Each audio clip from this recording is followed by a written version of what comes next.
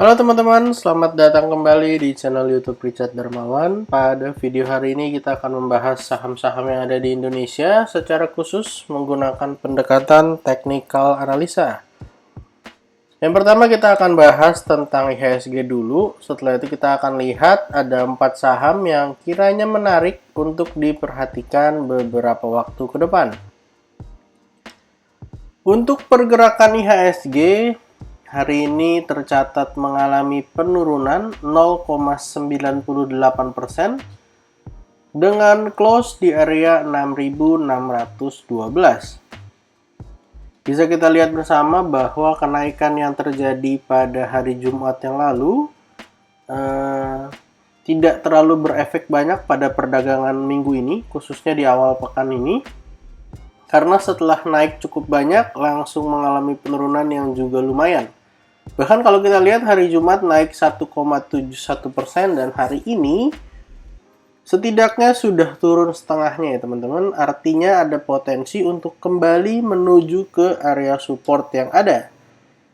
Seperti yang bisa kita lihat bersama, area support terdekat daripada IHSG ada di area 6.559. Sejauh ini area tersebut sangat baik dalam menahan penurunan IHSG.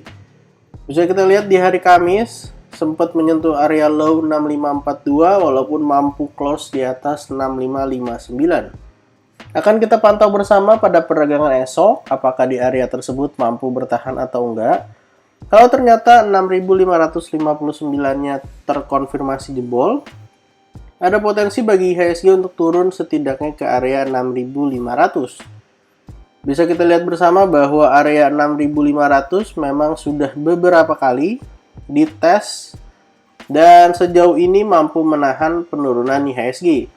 Kalau ternyata 6.500 jebol, ada potensi jelas untuk turun jauh lebih dalam dibanding daripada penurunan yang ada saat ini.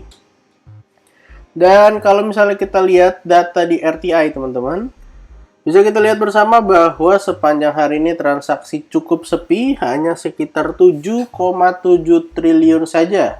Dengan 175 saham yang mengalami kenaikan, 346 diantaranya mengalami penurunan, dan 189 yang tidak mengalami perubahan. Dari investor chart terlihat bahwa hari ini asing kembali melakukan net sell di pasar regional market sebesar 427,04 miliar. Setelah pada perdagangan kemarin sempat melakukan net buy lebih dari 1 triliun. Jadi hari ini penurunan IHSG yang disertai dengan asing yang kembali net sell. Bisa teman-teman perhatikan juga bahwa di akhir sesi seperti ada tarikan sehingga dari area low di 6587 IHSG masih mampu close di atas area 6600. Untuk saham pertama yang akan kita bahas hari ini adalah WIM. Saham Wismilak pada perdagangan hari ini tercatat mengalami kenaikan teman-teman sebesar 4,64%. Berpotensi untuk membentuk double bottom ketika Wismilaknya bisa berhasil breakout dari area 805. Kalau misalnya bisa break dari 805, hal ini akan sangat baik bagi saham Wismilak.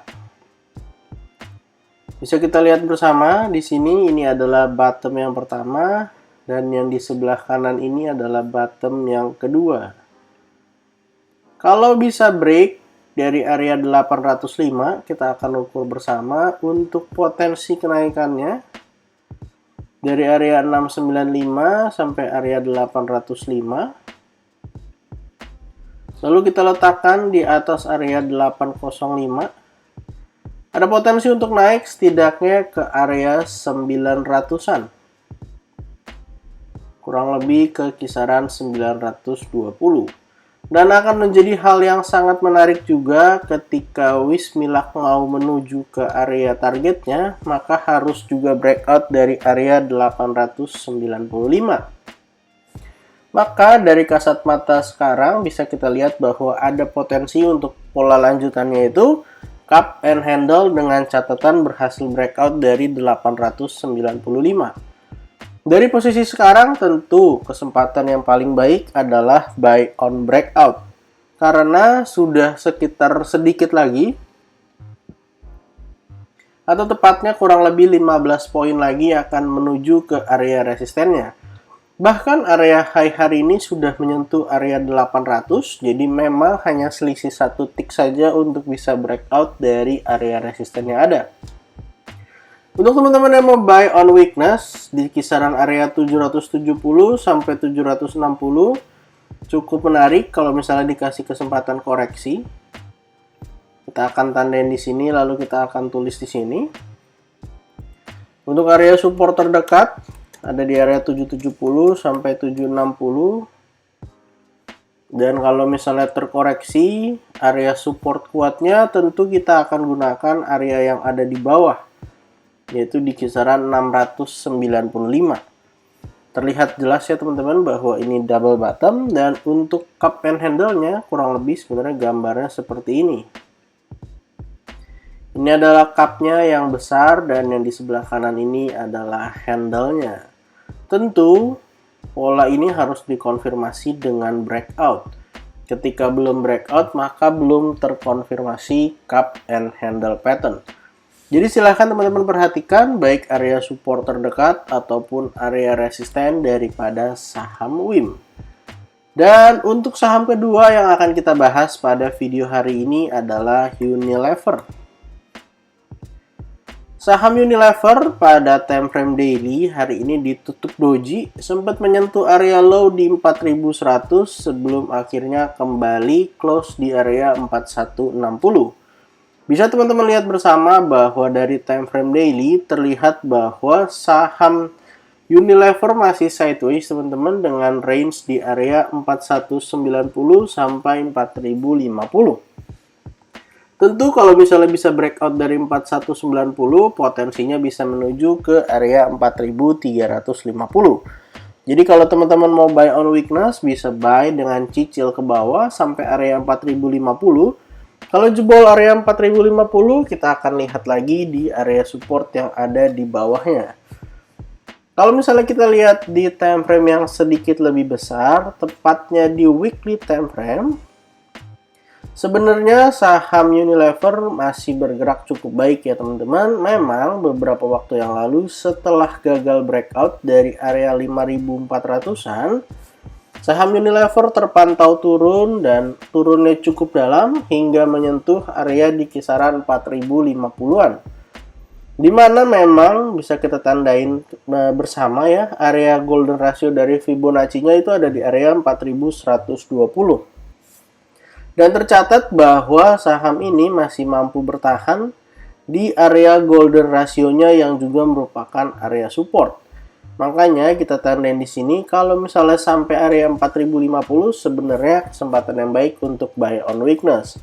Kalau ternyata jebol, kita akan lihat lagi pada perdagangan mendatang. Setidaknya selama masih konsolidasi 4190, 4050, saham Unilever masih cukup menarik. Untuk saham ketiga yang akan kita bahas hari ini adalah BRMS. Saham BRMS kita akan gunakan daily time frame.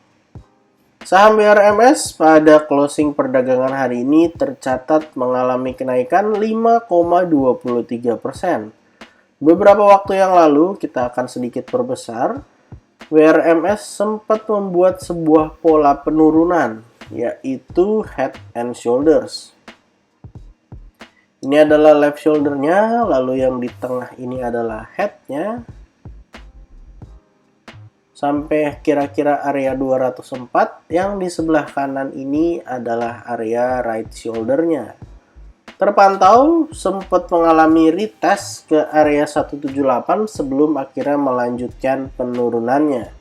Kalau dari target head and shoulders-nya turunnya sampai area 150, memang sempat menyentuh area low-nya di 147 sebelum akhirnya ada dua candle yang cukup baik, di mana candle kemarin adalah candle inside bar ya, berada di dalam candle sebelumnya, dan hari ini kembali langsung melanjutkan kenaikannya. Untuk target penurunannya akan kita hapus dan kita bisa tandain di sini bahwa area 150 sampai area 147 kita bisa gunakan sebagai area support. Untuk area resisten terdekat, ada potensi bagi saham BRMS akan menguji area 165. Kalau misalnya 165-nya breakout, ada potensi membuat rounding bottom dengan potensi mungkin menuju ke area 180-an. Kalau misalnya dikasih kesempatan koreksi, area support terdekat bagi saham BRMS ada di area kisaran 158 sampai 155.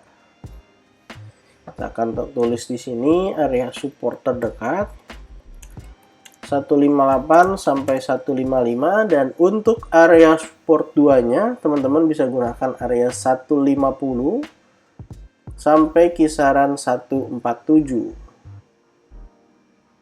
Akan kita tuliskan juga di sini. BRMS sendiri beberapa waktu yang lalu memang sempat mengalami kenaikan yang cukup banyak sebelum akhirnya juga mengalami penurunan yang cukup dalam.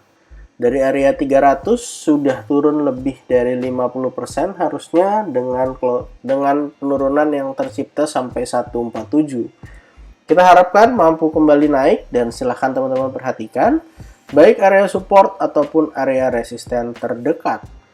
Untuk saham terakhir yang akan kita bahas pada hari ini adalah BPTR.